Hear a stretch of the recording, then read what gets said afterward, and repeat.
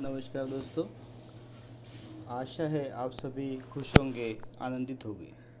आज हम SNWI 35% कोटा का क्वेश्चन पेपर सॉल्व करेंगे। यह एग्ज़ाम ईस्टर्न रेलवे द्वारा 22 अगस्त 2020 को ली गई थी। श्री हरेंद्र तिवारी जी ने इस पेपर को शेयर किया है, इसलिए उनका बहुत बहुत धन्यवाद। तो चलिए स्टार्ट करते हैं। इस क्वेश्चन पेपर को हम दो पार्ट में सॉल्व करेंगे। तो क्वेश्चन नंबर 1 है, confidential reports should be reviewed and countersigned by the reviewing authority within the following time limit on receipt from the reporting authority. Reporting authority से कॉन्फिडेंशियल रिपोर्ट प्राप्त होने पर कितने दिन के अंदर रिव्यू करना चाहिए। तो इसका टाइम लिमिट है 1 मंथ। इसके लिए हमें मास्टर सर्कुलर नंबर 28 देखना होगा।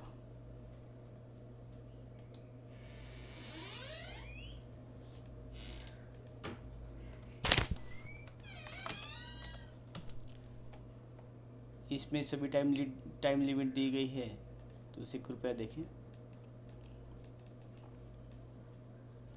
नेक्स्ट क्वेश्चन करते हैं। Section 2 of the confidential report of railway servants working in GP 4200 level 6 on the division may be reviewed by, important है, रिव्यू किसने करना चाहिए। Minimum level of review by, minimum. तो इसके लिए रेलवे बोर्ड ने रिसेंटली एक सर्कुलर निकाला था, उसके अनुसार रिव्यू जो सेक्शन 2 है उसका रिव्यू मिनिमम ग्रेड ऑफिसर है, उसके लिए सीनियर स्केल ऑफिसर उनके द्वारा किया जाना चाहिए, और एक्सेप्टेंस के लिए जे ग्रेड के पास जाएगा। तो करेक्ट आंसर है B. Next question, what is the name of our current CRB। ये क्वेश्चन पेपर है 2020 का, अगस्त 2020 का। तो उस समय CRB सर थे श्री विनोद कुमार यादव सर, लेकिन आज हम इसे सॉल्व कर रहे हैं 10 अगस्त 2022 को। तो आज हमारे CRB सर है श्री VK त्रिपाठी सर।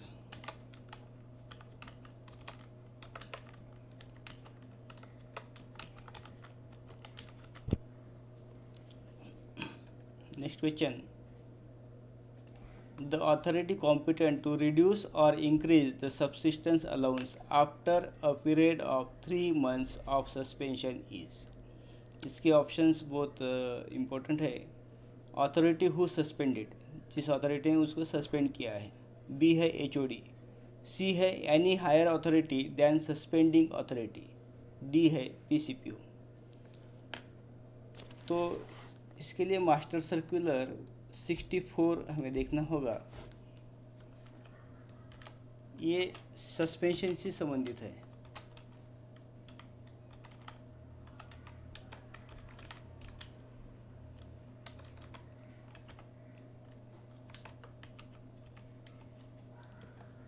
तो इसके अनुसार द अथॉरिटी, मैं पढ़ के बताता हूँ आपको। The authority which made or is deemed to have made the order of suspension shall be competent to vary the amount of subsistence allowance for any period subsequent to the period of first 3 months। तो इसके अनुसार the authority वही होती है जिसने suspend किया है। तो इसके अनुसार ऑप्शन ए इज करेक्ट होगा। Authority who suspended the employee, वही कर सकते हैं।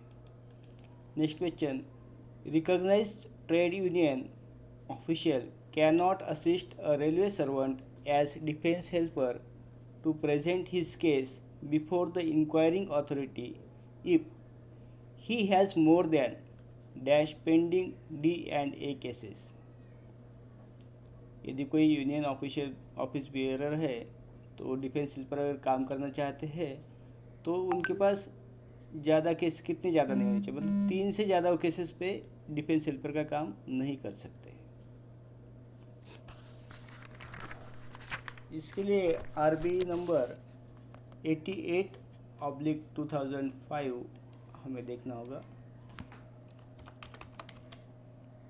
88/2005 इसे देख लीजिए, आप भी चेक करिए, अगर कोई मिस्टेक हो तो कृपया कमेंट्स बॉक्स में बताएं। If DRM functions as disciplinary authority, यदि डीआरएम डिसिप्लिनरी अथॉरिटी है तो who shall be the appellate authority, तो अपीलेट अथॉरिटी कौन होगा, तो इसमें अपीलेट अथॉरिटी PHODs होते हैं। Next question, leave not due during the entire service shall be limited to dash days on medical certificate. Leave not due, तो leave not due maximum होते हैं, ये दिए गए हैं, ये लीव से संबंधित IREC में प्रोविजन है। IREC का पैरा 528 देखना हमें।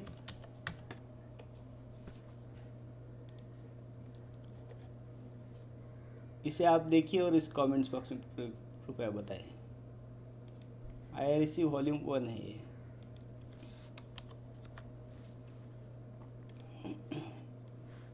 Total period of maternity leave on account of miscarriage/abortion should be restricted to dash days for a female servant। Miscarriage या एबॉर्शन के लिए कितने दिन का स्पेशल लीव मिलता है, तो ये है 45 डेज। ये रिपीटेड क्वेश्चन है। Next question, the paternity leave shall be availed of with in dash months of the birth of child. ये 6 मंथ है। Maximum period of special disability leave granted in consequence of any one disability shall be। बहुत important question. इसके लिए मैं आपको suggest करूंगा कि RBE number अभी रिसेंटली बोर्ड ने जो जारी किया है, तो ये है 64/2019।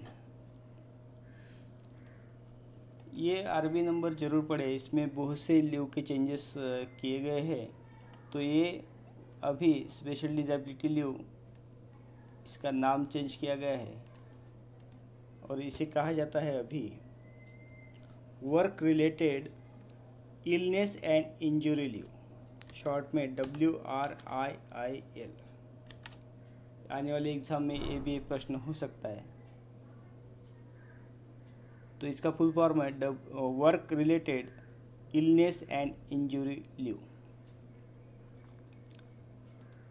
तो इसके अनुसार ये आंसर 18 मंथ्स हो जाएगा, या फिर इसमें ऑप्शन ही नहीं होगा इसका। तो इसके अनुसार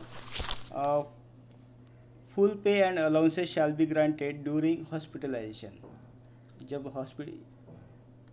हॉस्पिटलाइजेशन के दौरान फुल पे मिलता है, और फर्स्ट 6 मंथ्स के लिए, उसके बाद घर जाने के बाद फर्स्ट 6 मंथ्स के लिए फुल पे एंड अलाउंसेस मिलेगा, और उसके बाद हाफ पे for 12 months beyond the set period of 6 month. तो ऑप्शन के अनुसार अगर देखेंगे तो 18 मंथ्स हो सकता है आंसर, लेकिन इस RBE को आप जरूर पढ़ें। Next question, total period of hospital leave during other kinds of leave combined with it shall not exceed. ये फिर से रिपीट हुआ है, RBE नंबर 64/2009। इस RBE के द्वारा ये हॉस्पिटल लीव को हटाया गया है, डिलीट किया गया है, लेकिन हम ऑप्शन देखें तो उसके अनुसार पहले 8 मंथ्स था। Next question, retired railway servants can not act as defence helper in more than dash case at a time. ऊपर यूनियन ऑफिस बियर के बारे में आया था, अभी रिटायर्ड के संबंधित में है। तो रिटायर्ड एम्प्लॉयज़ 7 से ज़्यादा केसेस में एज ए डिफेंस हेल्पर काम नहीं कर सकते। इसके लिए आरबी नंबर 83/2003 हम देख सकते हैं। Next question, no appeal in DA case shall be entertained unless prepared within dash days of receipt of NIP। तो इसका करेक्ट आंसर है 45 days. Next, appeal against the orders of the commissioner for workman compensation shall lie to if a question of law is involved। तो appeal कहाँ की जाती है against commissioner of workman compensation act? तो इसे हमें workman compensation act ही देखना पड़ेगा। तो उसके अनुसार अपील हमें हाई कोर्ट में करनी चाहिए। इसका प्रोविज़न एम्प्लॉयज़ कॉम्पेंसेशन एक्ट 1923 में दिया गया है। Next question, in a factory where more than dash women workers are ordinarily employed, a suitable room or rooms for the use of their children below 6 years old shall be provided। तो ये factory act में ही है इसका provision. तो इसके अनुसार ये option है 30। ये सेक्शन इम्पोर्टेंट है, ये रिपीट हुआ है, इससे पहले वाले वीडियो में भी आया है ये section 48। Next question, no adult worker shall be allowed to work for more than dash hours in a day subject to 48 hours in a week. तो ये करेक्ट आंसर है 9 hours. Next question, in case no initial training is prescribed, the seniority of the candidates recruited through RRB is fixed in the order of। अगर कोई initial training prescribe नहीं है तो seniority कैसे मानी जाएगी? तो ये पैनल पोजीशन होती है। RRB जो पैनल इशू करता है उसकी पोजीशन के अनुसार। यदि ट्रेनिंग हो तो आफ्टर ट्रेनिंग जो एग्ज़ाम होता है JRTS लेते, उस एग्ज़ाम में के मेरिट के अनुसार सीनियरिटी होती है। Next question, who is the authority competent to grant compassionate appointment to married daughters को SCG देने के लिए कौन एम्पावर्ड है? तो ये होते हैं हमारे GM sir. Next question, in the year of appointment, LAP shall be credited to the leave account of an employee at the rate of dash days for each completed calendar month of service। तो ये है 2.5। Next question, staff of essentially intermittent category must have a minimum of dash consecutive hours of rest in a week include a full night। EI category के लिए 24 hours, continuous और intensive के लिए 30 hours. Next question, railway servants employed in a confidential capacity are classified as, वो excluded में। For promotion to non-selection post, staff in the immediate lower grade with a minimum of dash years of service in that grade will only be eligible। Staff belongs to your category। तो ये residency period होता है 2 years का। What is the minimum educational qualification for TADK in Eastern Railway? Eastern railway में TADK के लिए minimum educational qualification क्या है? तो ईस्टर्न रेलवे के लिए कोई स्पेसिफिक नहीं है, इंडियन रेलवे के लिए ही है। तो सभी के लिए टीएडी के जो है वो ग्रुप डी में थे, मतलब एस्ट्रॉयल ग्रुप डी। तो सब उसके लिए अभी बोर्ड ने 10th क्वालिफिकेशन किया है, तो 10th है।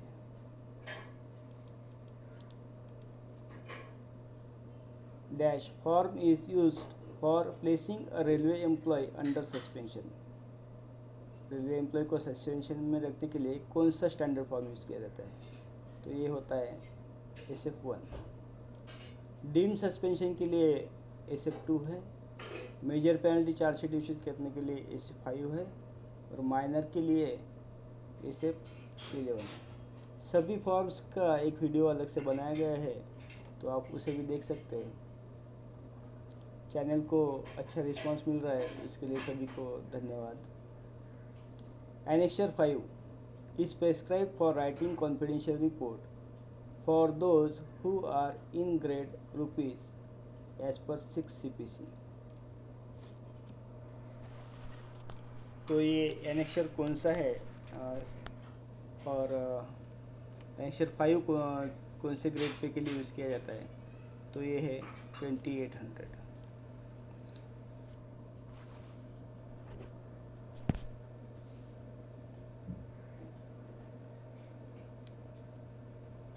नेक्स्ट क्वेश्चन, मिस्टर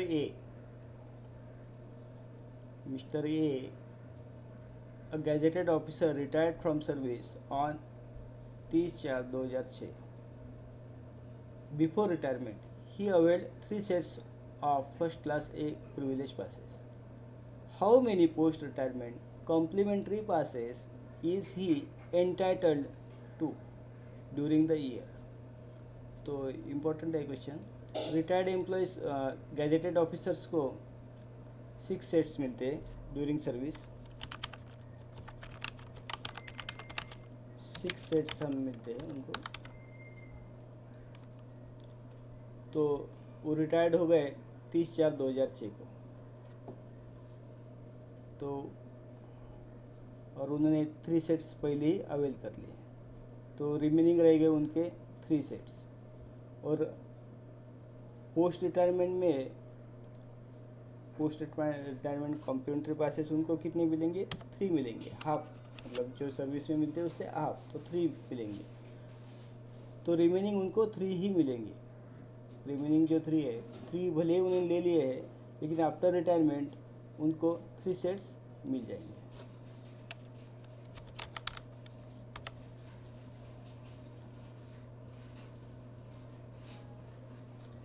इसके लिए पास रूल को हम अगर देखें तो उसके अनुसार in the year in which the railway servant retires from service, he is entitled to that number of single journey post retirement complimentary pass which represents the difference between, कितने वाला डिफरेंस कौन सा रहेगा? The number of privilege pass he is normally entitled to in a calendar year while in service, and the number actually availed by him, provided the total number of post retirement complimentary passes availed after the date of retirement does not exceed the number of post retirement complimentary passes for which he is entitled in a calendar year। यदि उन्होंने 4 set लिए रहते तो retirement के बाद उनको 2 set मिल जाते। यदि उन्होंने 5 सेट लिए रहते तो उनको 1 सेट मिल जाता। तो ये क्लियर हो गया। Next, where is IRICEN located? IRICEN Pune में है। Indian Railway Institute of Civil Engineering. When was railway board formed? Railway board का कब स्थापना की गई, कब फॉर्म किया गया? तो ये है 1905। इसके लिए इंडियन रेलवे बोर्ड एक्ट पास किया गया था।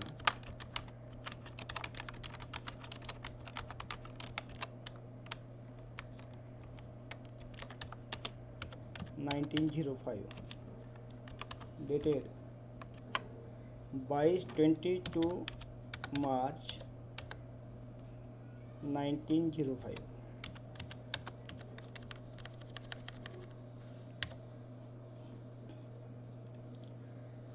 Next question, PTO shall be valid for PTO months from the date of issue, तो ये है 5 months. PME important question. Next, periodical medical examination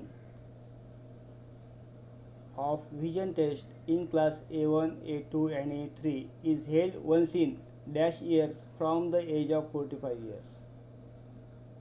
PME का ड्यूरेशन कितना है after 45 years in classes A1, A2 and A3. तो ये बहुत ही important प्रश्न है, हमेशा पूछा जाता है. तो PME A1, A2, A3 every 4 years up to 45 years. Up to 45 years जो है, up to 45 years every 4 years होगा.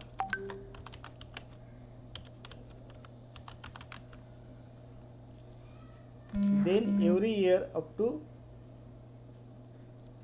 then every 2 years. उसके बाद then every 2 years up to 55 years and then every year up to conclusion of their service.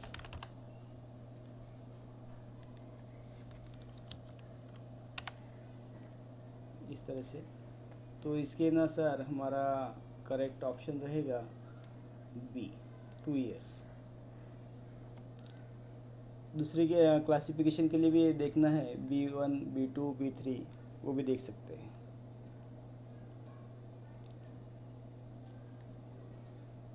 इसके लिए भी बता दूँ कि on attaining the age of 45 years and thereafter the termination of every 5 years.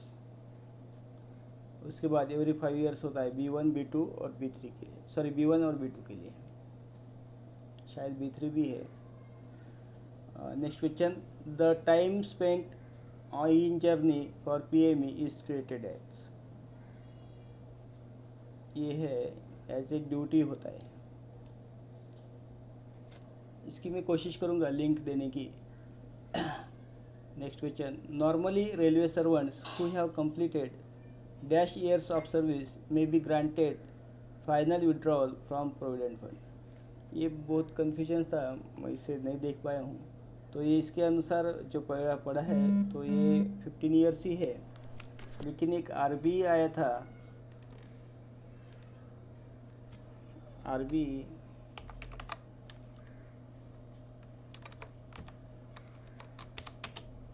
47/2017. इसके अनुसार इसे 10 ईयर्स दिया गया है. तो इसे आप भी देखें. हम ये 1 वे कम्युनिकेशन नहीं रखेंगे, 2 वे रखेंगे. इंटरैक्टिव वीडियोस रहेंगे, तो आपका पार्टिसिपेशन रहेगा, मेरा भी ज्ञान वर्धन होगा. Next question, DCRG payable depends on the rate of DA admissible. एक स्टेटमेंट है. सेकंड स्टेटमेंट है, reservation for SC, ST and OBC is applicable for appointment against cultural quota. तो DCRG payable depends on the rate of DA admissible. तो DCRG का और DA का कोई संबंध नहीं है. उसमें ईयर ऑफ सर्विस का होता है, जैसे लेंथ ऑफ सर्विस और उसके रेट होते हैं. तो फर्स्ट तो रॉन्ग हो जाएगा, सॉरी. सेकंड ये भी रॉन्ग है, reservation for SC, ST and OBC is applicable for appointment against cultural quota. नहीं है उनका कोई रिजर्वेशन. तो बोथ आर फॉल्स. तो option A is correct. Next question, which of the following is not related to medical department.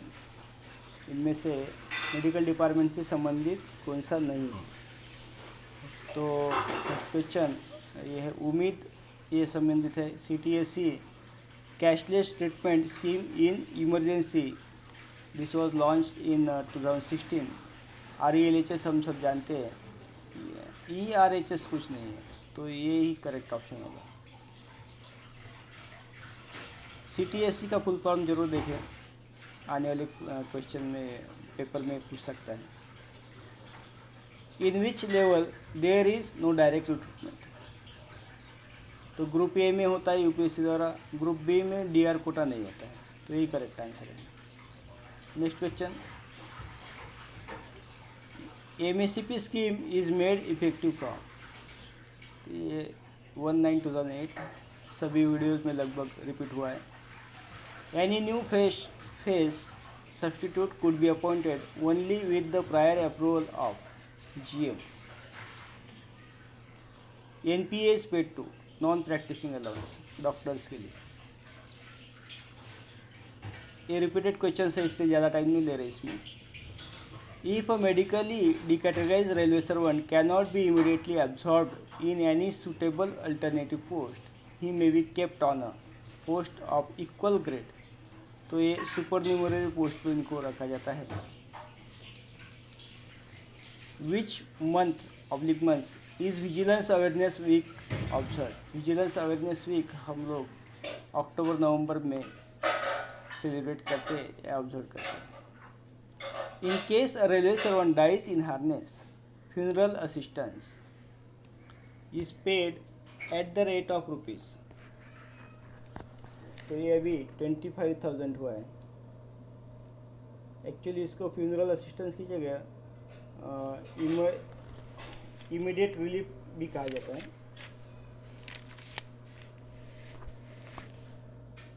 इसके लिए RB याद नहीं आ रहा है, मैं याद आता है तो आपको यहाँ पे बता दूंगा। नेक्स्ट है the educational qualification for direct recruitment of skilled artisan. Important question, skilled artisan के लिए एजुकेशनल क्वालिफिकेशन क्या है। तो अभी स्किल्ड आर्टिजन 1900 ग्रेड पे में होते हैं और 1800 के लिए हम जानते हैं कि 10th है। तो स्किल्ड आर्टिजन के लिए इसके लिए 10+ ITI ये करेक्ट ऑप्शन होगा।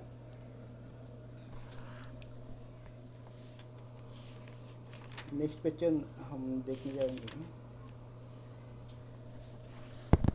इसमें पहले इसमें जो है इसमें कोर्स कंप्लीटेड एक्ट अप्रेंटिस और ITI पास इन रिलेवेंट ट्रेड इस तरह से दिया गया है। तो इसके लिए आरबी नंबर है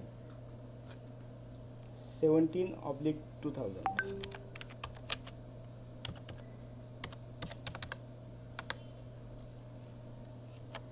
और आरबी 104/2019 इसे भी देखें।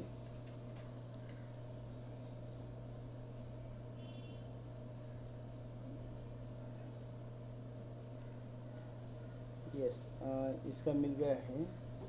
तो ये क्वेश्चन इसका आरबी 104 है।